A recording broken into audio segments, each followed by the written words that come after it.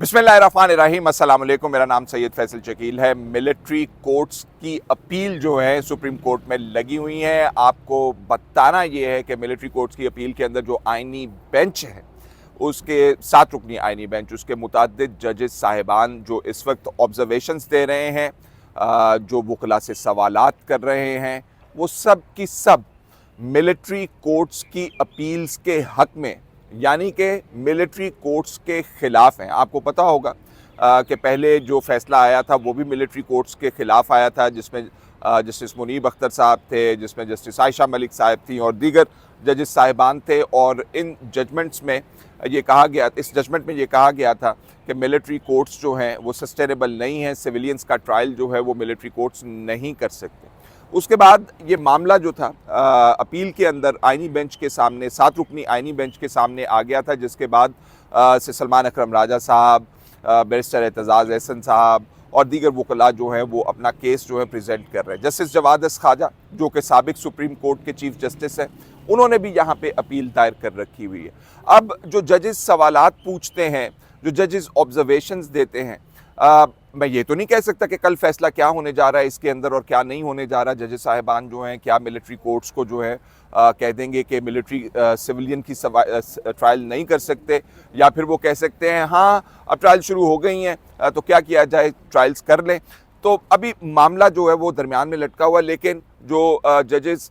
Information इकट्ठी करते हैं, वकला से सवालात पूछते हैं, जो वकला आर्गूमेंट्स करते हैं और उनको उनके हवाले से जो फॉलो अप क्वेश्चंस पूछते हैं, वो तमाम के तमाम ऐसे सवालात हैं जो मिलिट्री कोर्ट्स के हक में नहीं जा रहे, अगेंस्ट जा रहे। एक जज साहब हैं जस्टिस मोहम्मद अली मज़हर साहब, जो ऐसे सवालात करते हैं जिनसे पता चलता है कि उनका माइंड क्या है। फॉर एग्ज़ाम्पल वो पूछते हैं कि जी कि आप ट्रिब्यूनल्स जो हैं सिर्फ मिलिट्री कोर्ट्स के ही हैं और ट्रिब्यूनल्स काम नहीं करते। जैसे कल की उनकी एक ऑब्जर्वेशन थी जिसके अंदर उन्होंने कहा था कि जी वो मैजिस्ट्रेट्स वगैरह जो एडमिनिस्ट्रेटिव साइड के ऊपर होते हैं, उनके पास भी तो जुडिशल इख्तियारात होते हैं। तो जिसके ऊपर सलमान अकरम राजा साहब ने कहा था कि जी होते तो होंगे, लेकिन वो प्राइस या एडमिनिस्ट्रेटिव मामलात को ज़्यादा देखते हैं। अच्छा, अब जो इसमें समात के मज़ीद भी आपको अपडेट करेंगे क्या होगा क्या नहीं होगा, लेकिन आपको ये बता दें कि जो एतजाज़ एहसन साहब और सलमान अकरम राजा साहब यहाँ पे कल पेश हुए थे, उसमें उन्होंने अदालत को ये बताया था कि देखिए ये मामलात के अंदर जो दरख्वास्त गुजार हैं उनको बहुत ज़्यादा डराया धमकाया गया है। और उन्होंने कहा कि अपने दरख्वास्त गुजार के हवाले से जिनका केस सलमान अकरम राजा साहब प्लीड कर रहे हैं, शायद जुनैद उनका नाम है, उनका नाम लेकर उन्होंने कहा कि मैं उनकी हिम्मत को, हौसले को दाद देता हूँ कि जिस तरह वो डट के खड़े हुए हैं in the face of opposition. और ऑपोजिशन क्या है, उनको लोग आके कह रहे हैं कि ख़बरदार जो तुम मिलिट्री कोर्ट्स के ख़िलाफ़ तुमने अपील दायर की, नहीं तो तुम्हें बड़े संगीन नताइज जो है भुगतने पड़ेंगे। और कल वकला ने, बल्कि एतजाज़ एहसन साहब उठ गए उस वक्त कमरा अदालत के अंदर जब सलमान अकरम राजा साहब ने ये बात की कि जी हमारे दरख्वास्त गुजारों को बहुत मुश्किलात पेश आई हैं ये मुकदमा सामने लेकर आने पर। तो एतजाज़ एहसन साहब उठे और उन्होंने उठ के बेंच को बताया, उन्होंने कहा जी कि बड़ी मुसीबत है इन लोगों के लिए जो लोग मिलिट्री कोर्ट्स के अगेंस्ट आके दरखास्तें जिन्होंने दायर की हैं उनको जो है बहुत पापड़ बेलने पड़े हैं। और हमें पता ही नहीं होता था कि अगले दिन कहते थे कि वो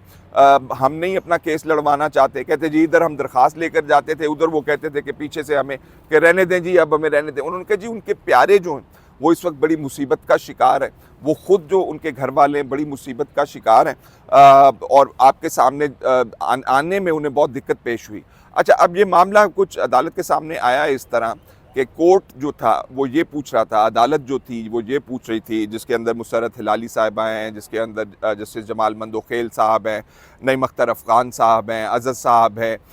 वो सवालात ऐसे पूछ रहे थे कि जिससे पता चलता था कि उनका माइंड क्या है। फॉर एग्ज़ाम्पल वो कह रहे थे कि ये बताइए हमें कि क्या ये चैलेंज किया गया, क्योंकि बात हो रही थी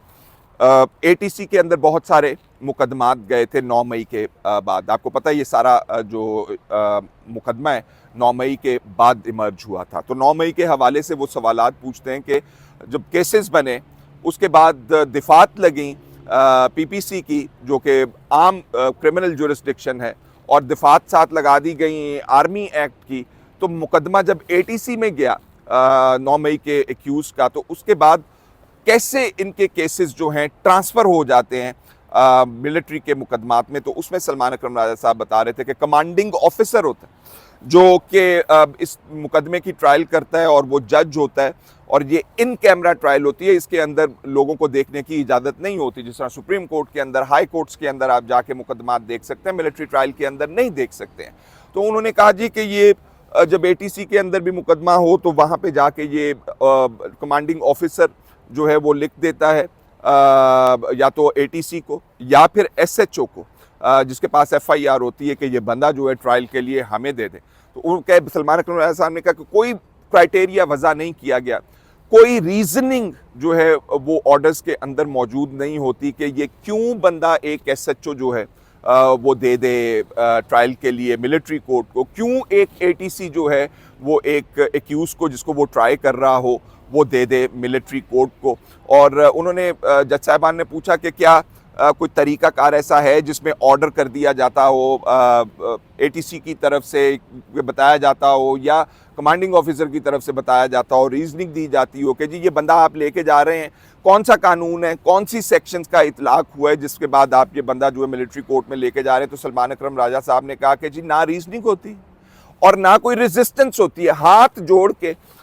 एसएचओ साहब भी और एटीसी वाले भी, एंटी टेररिज्म कोर्ट के जज साहिबान भी जो कहते हैं कि जी ले जाएं जी आप बंदा, तो वो जज साहिबान तमाम चीज़ें जो हैं नोट करते हैं। अब इस मुकदमे के अंदर जब ये बात हुई तो जस्टिस अमीनुद्दीन खान साहब जो मुकदमे की सरबराही कर रहे हैं, उन्होंने अटॉर्नी जनरल साहब को बुलाया और अटॉर्नी जनरल साहब को बुला के उन्होंने कहा कि हमें ये बताइए कि ये जो अहकामात हैं मिलिट्री कोर्ट्स के, जिसमें एटीसी से या एसएचओ से बंदा उठा के जो है वो ट्रायल के लिए मिलिट्री कोर्ट में लेके जाया जाता है, क्या इसको किसी फोरम के ऊपर चैलेंज किया गया है कि इनके पास मिलिट्री कोर्ट्स को इख्तियार नहीं है कि वो इस तरह बंदे को ले जाएं। तो आज जो है वो अटॉर्नी जनरल साहब ने इसके ऊपर इंफॉर्मेशन अदालत को देनी है। आज सलमान अकरम राजा साहब ने अपने बाकी दलाइल जो हैं मुकम्मल करने और दूसरे वकला ने अपने आर्गूमेंट्स के आगाज़ करना है। तो मज़ीद भी आपको इसमें अपडेट करते रहेंगे। फ़िलहाल इतना ही, इजाज़त दीजिए, अल्लाह हाफ़िज़।